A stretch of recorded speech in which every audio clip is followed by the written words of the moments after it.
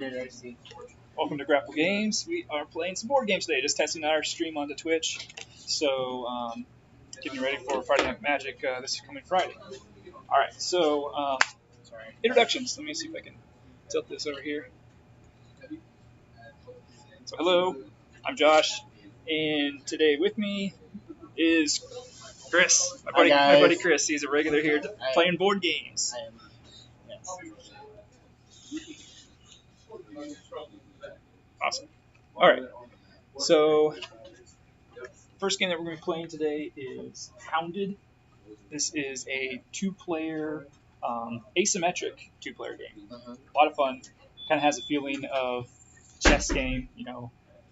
But in this game, the one team plays as the hunter and his team of dogs, and the other player plays as the wily fox, who's just trying to live his life and trying to stay out of the line of fire. Yep. So obviously each one plays differently, and there's different ways to win. So the fox just wants to stay alive the whole day. So as long as you can do that within these tiles, we'll be placing out these tiles in a grid of 7 by 7, and there are 3 time tiles. So you've got morning, noon, and night tiles. So once all 3 of those are revealed, then you've survived. The other option is if all but 6, I believe, all but 6 tiles or something like that. I believe I can look at that real quick. All but 6 tiles are revealed, then you've survived the day. And of course, as the hunter, you want to capture that fox. So if you're able to basically surround the fox and he has no legal moves, then you've caught him. Or if the fox ever has to end his move right next to the hunter, then you've caught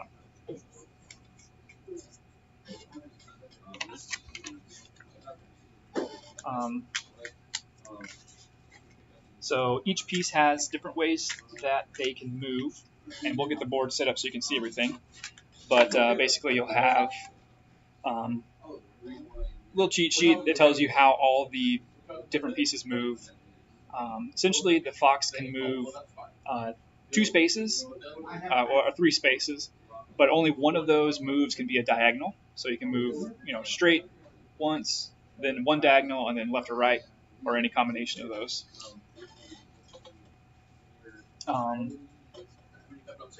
And basically, wherever that fox ends, he gets to reveal the tile. And all these tiles, most of the tiles are nothing, they're just grass. But some of the tiles have different special effects on them. Some are good for the fox, some are bad for the fox, or good for the hunter's team. And so on the other side of the little cheat sheet here, you've got all the different tiles and what they do. So you've got things like a brook, a thicket, the scent of the fox. So the fox, if the fox reveals that, nothing really happens. But if the terrier, the dogs, find it, then hunting party gets to move some extra pieces. The ones that are good for the fox are the den, which is basically like a teleportation portal to any other den on the map. And the fox does start with 1 den up on the board. And yes, to answer your question, when there are 6 with the fox condition, when only 6 tiles remain face down, the game is over and the fox wins. All right. So that's another way for the fox to win. Perfect. So, Chris, would you like to play as the fox or the hunting team? I will play the fox. I will actually... Chris is the fox. All right. There will be wily All right, so the fox always starts with his den on his side of the board. So that's the second tile from your right. So 3, 4, 5, 6, 7. And it's a 7 by 7 grid, so 2, 3, 4, 5, 6, 7. All right, so we're just going to fill out this board here. These are dogs, and the fox will start there. Let me shuffle these a bit more.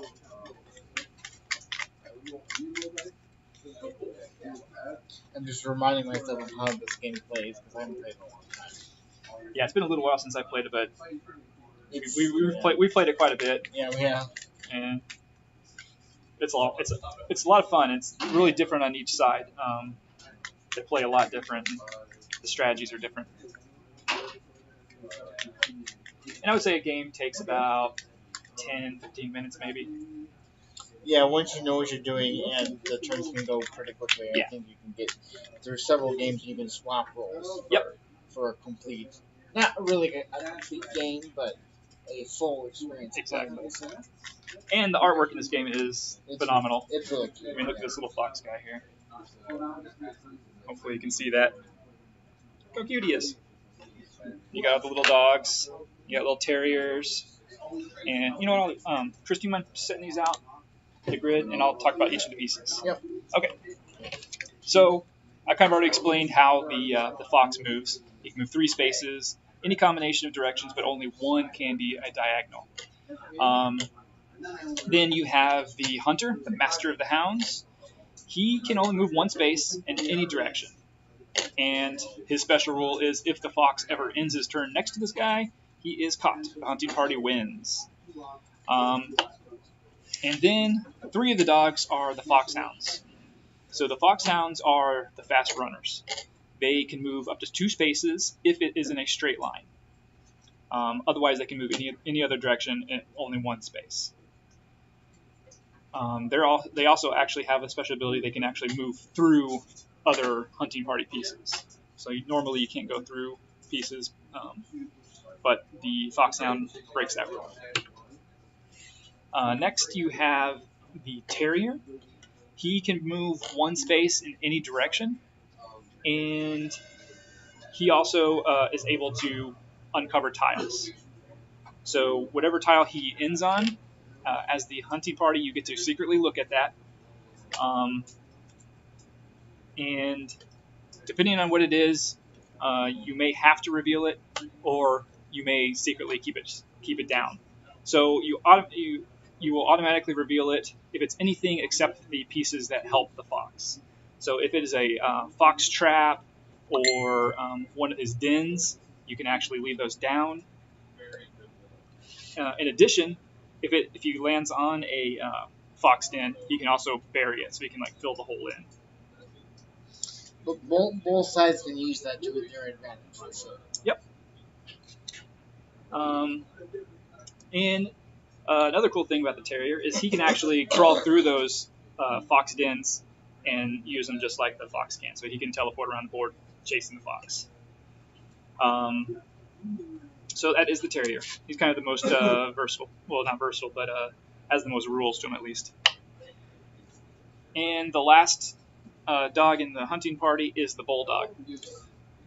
Bulldog is slow, but he's aggressive. He's aggressive. He is vicious. So he can only move basically to adjacent tiles. He can't move diagonal at all. And what he does basically, he slows down the fox. So if the fox ever starts his turn next to this guy, instead of only being able to move 3 spaces like normal, the fox is limited to only 2 spaces.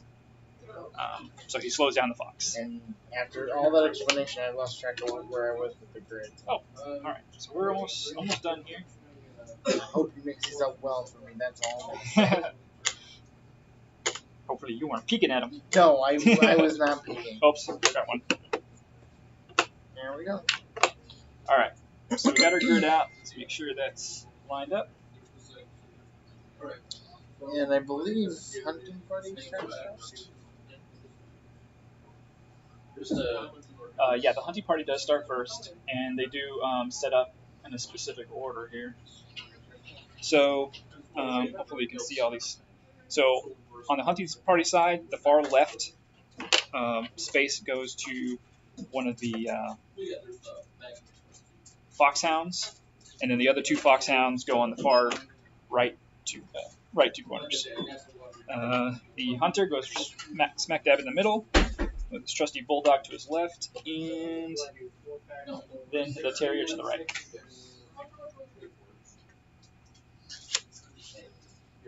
All right, so we are ready to begin. And you have the first move.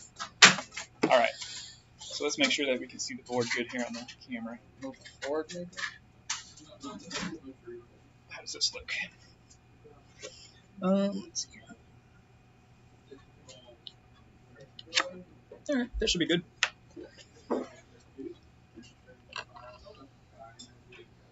All right. So as the, I'll kind of talk about my strategy as I go. I'll try to ignore it. And I usually like to get the. Okay. Oh, I didn't talk about the hunter. So the hunter must move 3 characters each turn.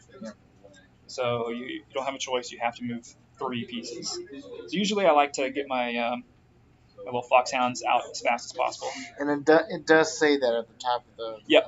player aid that we Pretty much all the main rules are here on this little card.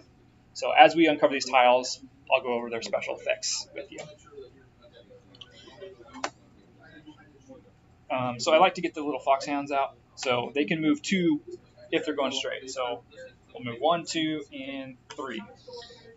Start getting them over closer to the fox. Okay, so that was his 3 movements. Now we go to the fox, and the fox is pretty open. I do have a movement of 3. My only restriction is all my movement can be any direction, but I only can do 1 movement with a diagonal move. So unless other pieces interrupt that, and I have to turn over wherever I stop. Yeah. So. Yes, the fox just wants to move around, uncovering tiles. Hopefully, it's beneficial to him. He doesn't get stuck in a trap or something. 1, 2, 3. Okay. All right, so he just flipped over a grass tile, so nothing happens. Another rule that I should mention also. So I mentioned earlier about not being able to move through other pieces. The only exception to that rule is if, as the hunting party, I've created a line of 5 pieces, the fox is able to move through our ranks, given that situation. I think it's for free or 1 movement or something like that. Yeah, I think you still have to count movement normally, but can pass through a line of hunting party pieces. Yeah, that just prevents basically the hunting party from just making a line and marching it, a wall and marching it down the thing. So you'll have to like stagger your pieces so there's never 5 in a row. But it is a good strategy to strive for. Yep. All right, so I'll go ahead and move my remaining 3 pieces. So we'll get the bulldog start moving, the hunter will move up, and then I always call this the terrier. So the terrier, I get to look at this tile. So it is just grass, so I have to flip this over. I believe you can bury or choose to turn face down the dens. Yep. And traps, I think. So if I reveal a trap, then I could keep that face down, so you don't know. The den or the trap, I can leave it face down, so you don't know. I just saw that. So you'll know there's something there, but you won't know if it's a good thing as a den or a bad thing as a trap. All right, back. Well, I'm kind of scared about the bulldog because that's not my favorite piece in the game. So I'm only gonna move 2. I'm gonna go 1, 2. Stop. Oh. All right, we got a bad piece here. So, and each of these pieces has like the text on them, so you don't have to remember what they do. It just tells you on the piece. So this is a trap. So the fox gets stuck in a trap for a second, and it says the hunter gets to move all their pieces next turn. So instead of being only limited to 3, everybody starts closing in on them, which is exactly what I'm going to do. I'll leave him face down for this momentous occasion. Yes. So we're going to start trying to get him surrounded. So I'm just going to move everybody. I'm only going to move 1 for each of these guys. 1 for the terrier. And flip over another piece of grass. Up comes the hunter. Up comes the bulldog. And then we're going to go 1 diagonal with the other. I always forget. Foxhound. All right. They're the most general pieces. How dare you forget? Yeah.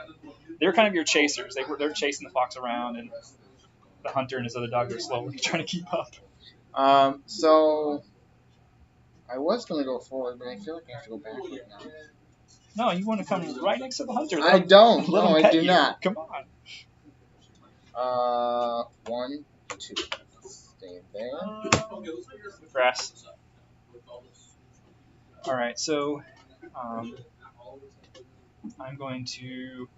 only going to move Foxhound's up 1, and then the hunter up 1. So that's my 3 moves. Okay. Because the hunter basically has, every space around him is off limits for the fox as far as ending there. If you want to think of him as a certain piece in chess, you can think about him as the king. Because he cannot go very far, but his area for capture, I guess, in this game is pretty big. Yeah. So you can move through it. So if the fox was able to go 1, or that'd be a diagonal, but let's say the fox was here and he went 1, 2, 3. You can move through that, but you can't end on these spaces. Right. I'm going to go here for my 3. Grass. All right. So he's starting to sidestep me a little bit, so I want to kind of close the line here. So I'm going to move 1, 2. Look at this piece. Grass. Flip it over. And the kind of good thing from my side is that when he has to flip over tiles, it's helping towards 6 or less tiles flipped over for me. Yep. So it's just a countdown. Every tile flipped over is 1 step closer to the fox winning. And 3. We'll move him 1 diagonally.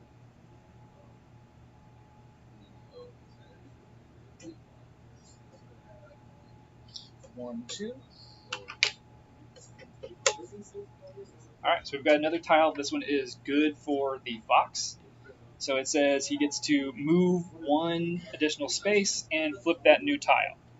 So this is, what's this one? This one's a thicket, so he gets to hide in the thicket or get a little extra time. And I'll go just right above that and flip this one. Ooh, alright. So he found a den, so that's a shortcut. So both the fox and the terrier are able to use those, or I can bury him. Yeah.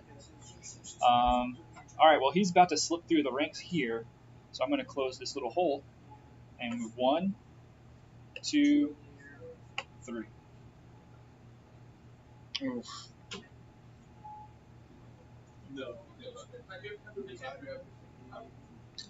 Well, if I remember correctly, when you go into fox dens, is it a point between each fox den? Yeah, so to move from this den to this den is 1 of your movements. So 1, 2, 3, or whatever.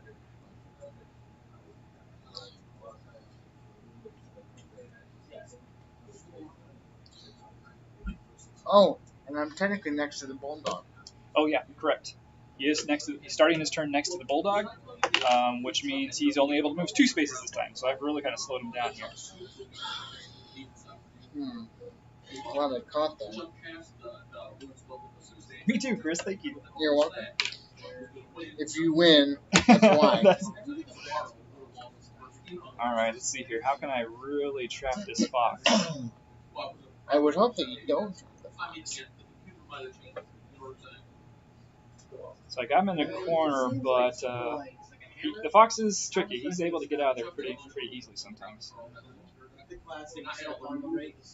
So what I think I'll do... Well, the hunter's in my way. Yeah, the hunter is kind of blocking off this area here. I thought I had to move, and then I was like, wait, I'm going to be in the line of fire anyway. So I'm thinking if I moved him here, what could the fox do? I kind of always like to try to think, what would he be able to do? He actually wouldn't really be able to go very far.